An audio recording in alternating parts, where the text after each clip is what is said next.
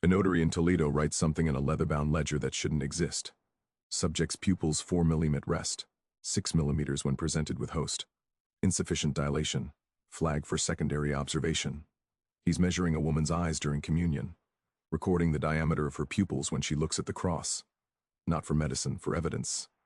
Her name was Isabel Diorda. She was 33, and in 18 months men would cite the size of her pupils as proof she should burn.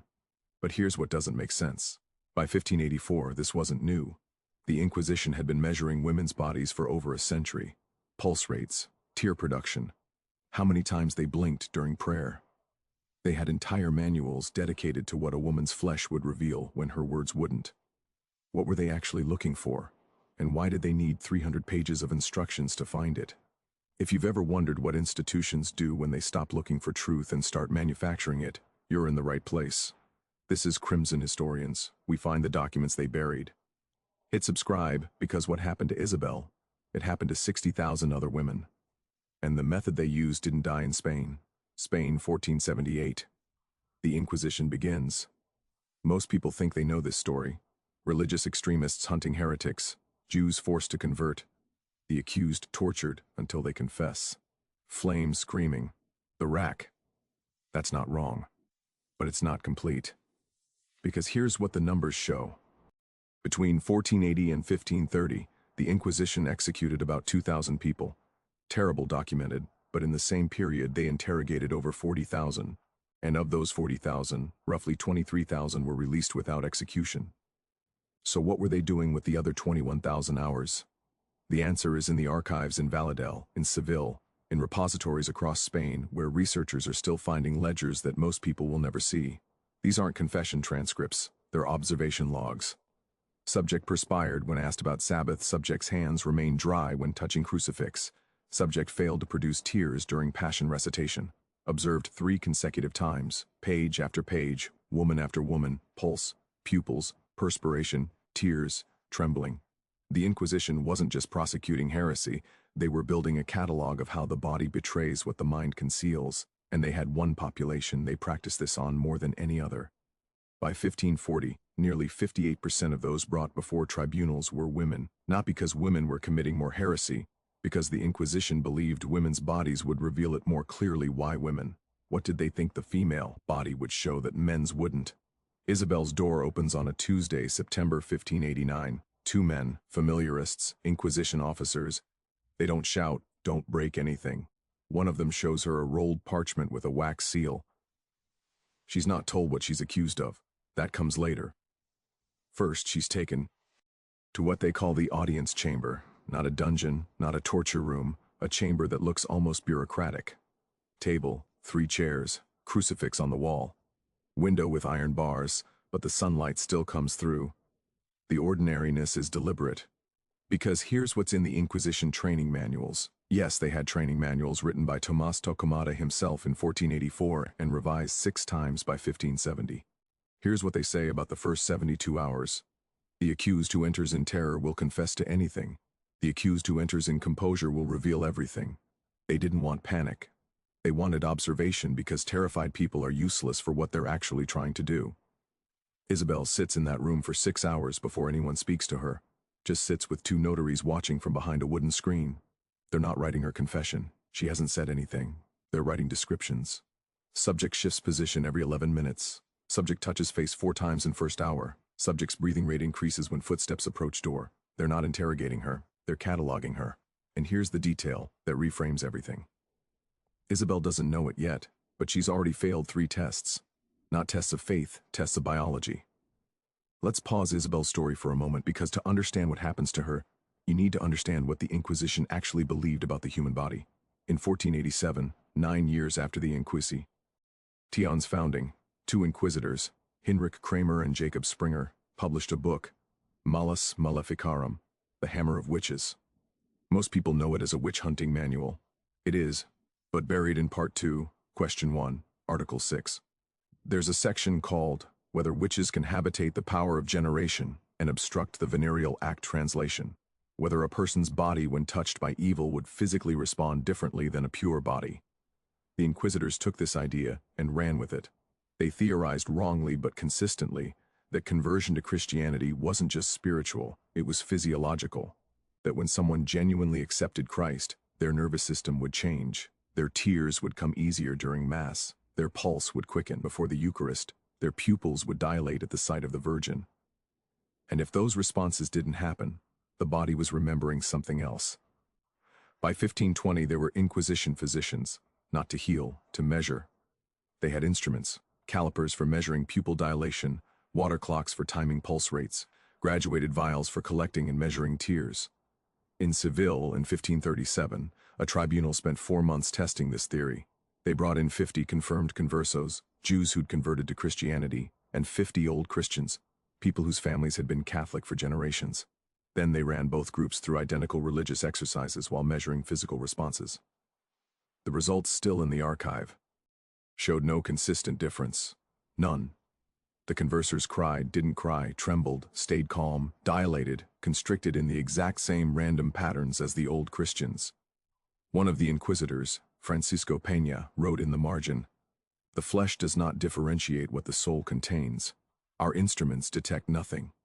And then he wrote one more sentence. "Continue observations. Expand sample size." They knew their method didn't work. By 1537, they used it for another 150 years. That's not ignorance. That's something else. Back to that room in Toledo. It's now been 18 hours since Isabel's arrest.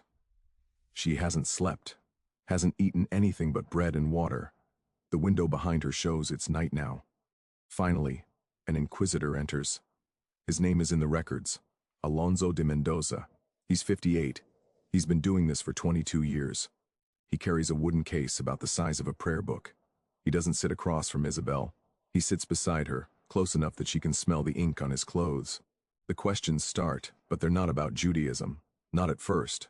Describe your wedding night. Isabel blinks, hesitates. She's been married 14 years. She has a daughter. What does this have to do with heresy? Mendoza opens the wooden case. Inside a glass vial, a thin brass rod with millimeter markings, a small mirror. "I asked you to describe your wedding night. Did you feel joy?" She answers. "Yes, of course." "Did you weep?" "No." "Should she have?" Mendoza makes a note. Then he asks her Abu T, her daughter's birth, whether she prayed during labor, which saint she invoked, whether she felt ecstasy, his word ecstasy, when the child first breathed. Isabel is trying to figure out the right answer, but there isn't one because he's not listening to her words. He's watching her carotid artery. The notary behind the screen is timing her pulse with a water clock, counting how many beats pass in the time it takes for water to drip from one chamber to another. Then Mendoza does something that appears in dozens of Inquisition transcripts, but is almost never discussed in history books. He takes out the mirror, holds it 6 in from Isabel's face, and asks her to look at the crucifix on the wall while he watches her reflection. What is he looking at? Her pupils. In the records, there's a notation. Subject's pupils constricted when viewing crucifix. Expected dilation absent. Inconsistent with documented. Response of genuine converts. Expected by whom? Based on what? There's no citation, no reference, just an assertion that Isabel's eyes should have responded differently. But here's the detail that makes this worse. Isabel knows what he's doing because by 1589, everyone knows. Converso families have been teaching their daughters for 2 generations how to perform the right physical responses. Cry when you take communion. Let your hands shake when you kiss the cross. Practice dilating your pupils by looking at candle light before bed. Isabel has practiced. She's 43 years old. LD. And she spent 20 of those years making her body lie. And it's still not enough. After 22 hours of interrogation, Isabel is taken to a cell. Not a dungeon, not yet. A room 10 feet x 12 feet, 1 candle, a straw mattress, a bucket, and a cellmate. Her name, according to the records, is Maria Enriquez. She's 51. She tells Isabel she's been here for 3 weeks, accused of reading prohibited books. She seems kind, exhausted, sympathetic. She's lying. This is in the Inquisition manuals too. Section titled Detestibus Occultist on Hidden Witnesses. When observation alone fails to produce evidence, place a cooperative witness in the cell. Instruct her to befriend the accused. Record all conversations, promise leniency in exchange for testimony. They called these women auras, ears. former accused who traded information for freedom. Sometimes they were genuine prisoners who'd agreed to inform. Sometimes they were Inquisition employees who'd never been accused at all, just trained to play the role. Maria asks Isabel gentle questions. What was your life like before this? Do you have children? Are you afraid?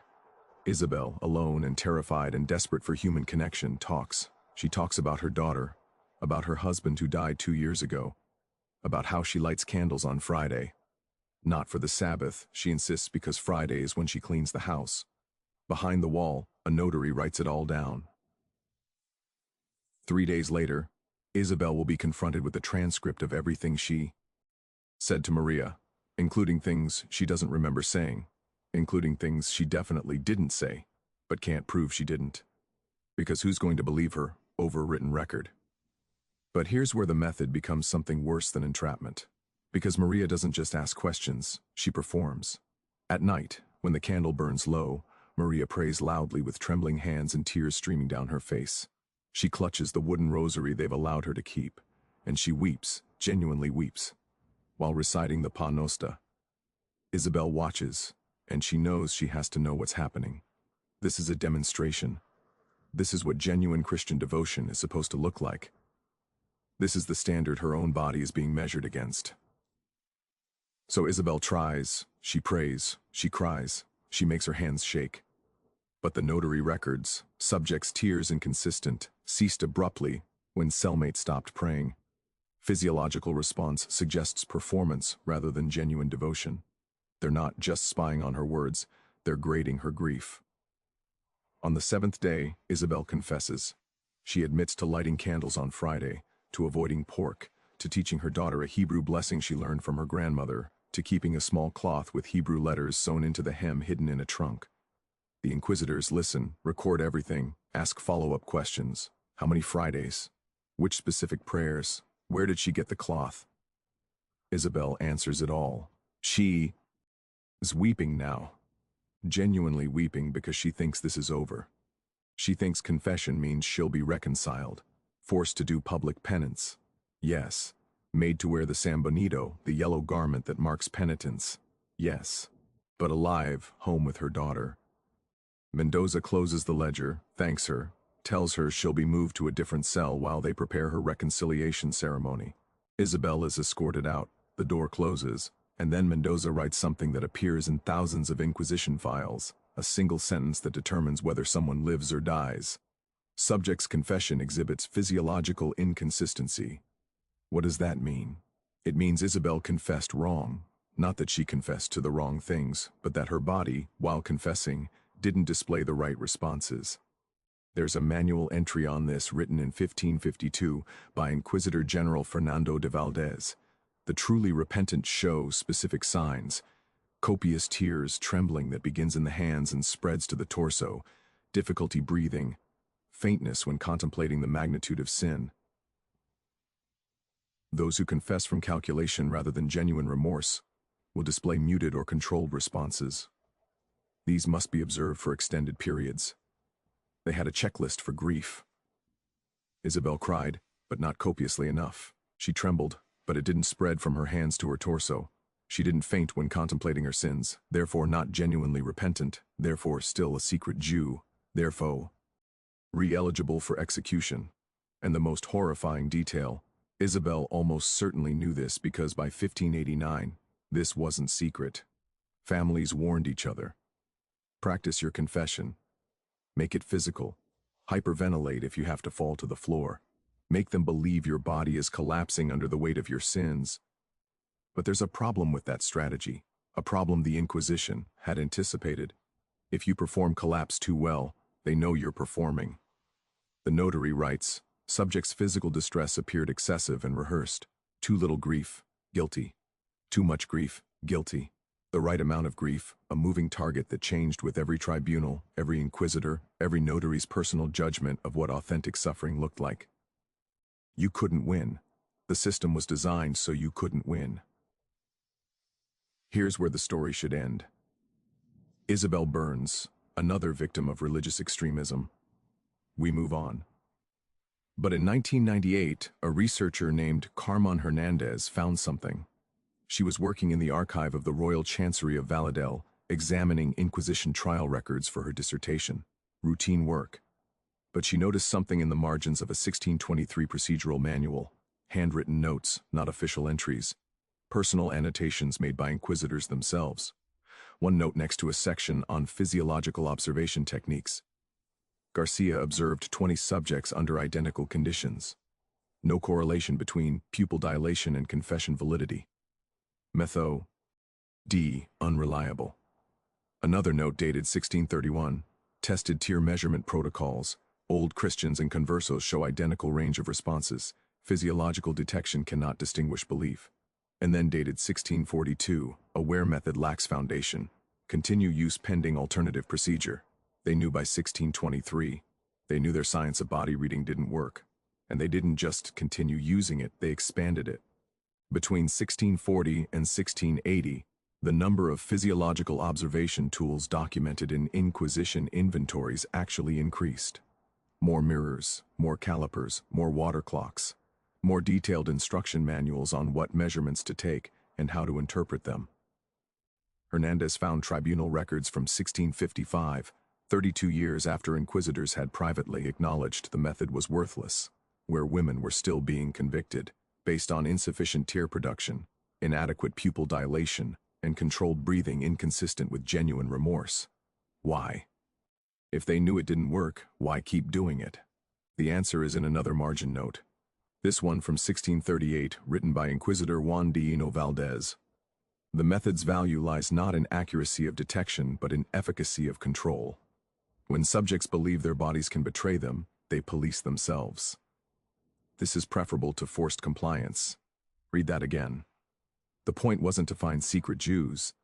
The point was to make people so afraid of their own nervous systems that they'd regulate themselves. Make your own flesh the enemy. Make authentic emotion impossible because every tear, every tremor might be evidence against you. And it worked. For generations, converso families didn't just hide their religious practices, they taught their children to control their physiological responses, to never cry too much or too little, to calibrate their trembling, to suspect their own biology. The Inquisition didn't need to watch everyone all the time. They just needed everyone to believe they were being watched, and to believe that their bodies would give them away. Isabel Dorda was executed on March 15, 1591, not in secret, in public in Toledo's Plaza de Zadova, in front of a crowd estimated at 4,000 people. The ceremony took 6 hours. First, the procession. Isabel and 14 other condemned, 11 women, 3 men, walked from the Inquisition prison to the plaza wearing San Benito painted with flames and devils. Their crimes were read aloud. Isabel's list: lighting candles on the Jewish Sabbath, refusing pork, teaching Hebraic prayers to her daughter. Confession lacking physiological consistency with genuine repentance. Body failing to display adequate signs of divine grace. That last line, that's what killed her. Not the candles, not the prayers. The fact that her pupils didn't dilate correctly. The fact that her tears didn't flow copiously enough. The fact that her hands trembled, but the trembling didn't spread to her torso. Her body failed the test, so her body burned. The execution method, relaxed to the SEC. Euler arm. Legal language, meaning the church hands you to civil authorities who will kill you because the church technically doesn't execute anyone. They tied her to a wooden stake, piled wood around her feet. There's a detail in the record that most summaries omit. They offered her a chance, even at this moment, to reconcile. If she confessed, genuinely confessed with the right physiological responses, they would gar her first before lighting the fire. A mercy killing.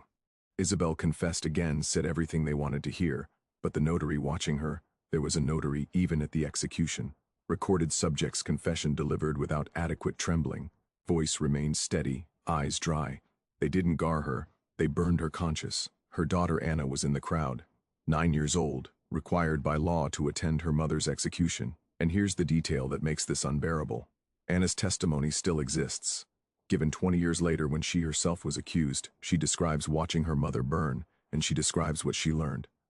I learned that no truth could save her, that her words meant nothing if her body spoke differently. I learned that I must teach my own body to lie more perfectly than she did. I learned that surviving meant becoming a stranger to my own flesh. Anna lived because she learned the lesson. She practiced fainting during confession, practiced weeping on command, practiced trembling that started in her hands and spread to her shoulders, her chest, her legs. She survived by becoming what the Inquisition demanded, a woman whose body was an unreadable performance, whose every physiological response was calculated, whose authentic self was buried so deep that even she couldn't find it. The Spanish Inquisition officially ended in 1834, but the method didn't die. 1692, Salem witch trials. Women ducked in water to see if they'd sink or float, searched for witches' marks, areas of skin that wouldn't bleed when pricked, observed for signs that their bodies had been altered by demonic influence. Same logic, the guilty body will reveal itself. The flesh doesn't lie.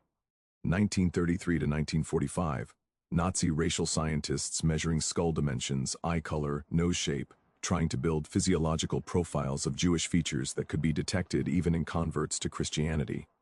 Same logic, ancestry lives in biology. The body remembers what the person tries to hide. 1950s to 1960s polygraph tests in American criminal justice, measuring heart rate, blood pressure, respiration, skin conductivity, trying to detect a deception through physiological response. Same logic, the body will betray what the mind conceals. Each iteration claims to be scientific. Each iteration accumulates data. Each iteration documents patterns. And each iteration ends up targeting whoever the institution wants to control. The Inquisition's obsession with women's physiological responses wasn't an aberration. It was a prototype, a method that discovered something. You don't need to prove someone is guilty. You just need to create a system where innocence can't be proven, where the body itself becomes evidence of its own corruption. Isabel de Cordoba's file, case number 4732, in the Toledo Diocesan Archive, sits in a climate-controlled room in Spain. Researchers need permission to access it. Most never do. Inside 47 pages, observations of her pulse, her pupils, her tears, her trembling, transcripts of her conversations with Maria, the ear, records of her confessions, first, second, third, fourth, notations on the inadequacy of her physiological responses, and on the final page in careful script, relax to the secular arm. March 15, 1591, age 34. Execution confirmed. No further observation necessary. No further observation necessary because there was nothing left to observe. The Spanish mystic Teresa Avila wrote something in 1577. She knew the Inquisition was watching her. She'd been investigated herself, her writings examined for heresy. She wrote, "I am more afraid of those who are so afraid of the devil than I am of the devil himself." She understood. The danger isn't the punishment, it's the performance required to avoid it. The exhaustion of making your own body testify to things you may or may not believe. The loneliness of being permanently suspected by your own flesh. That's what they did to Isabel, to Anna, to 60,000 others whose names fill ledgers across Spain. They didn't just kill bodies, they killed the possibility of authentic existence. Made every emotion suspect, every tear a test, every tremor evidence. The body doesn't lie, they said, but they proved the opposite. They proved you can torture someone, not with blades, but with the demand that their flesh confess what their mind refuses. If this story made you understand something about how power operates, when it stops looking for truth and starts manufacturing compliance, subscribe to Crimson Historians. We find the documents they buried. We resurrect the voices they tried to silence. Because the moment we forget how this was done to Isabel, how an institution spent 3 centuries perfecting the science of turning bodies into testimony, that's the moment someone tries it again. Our next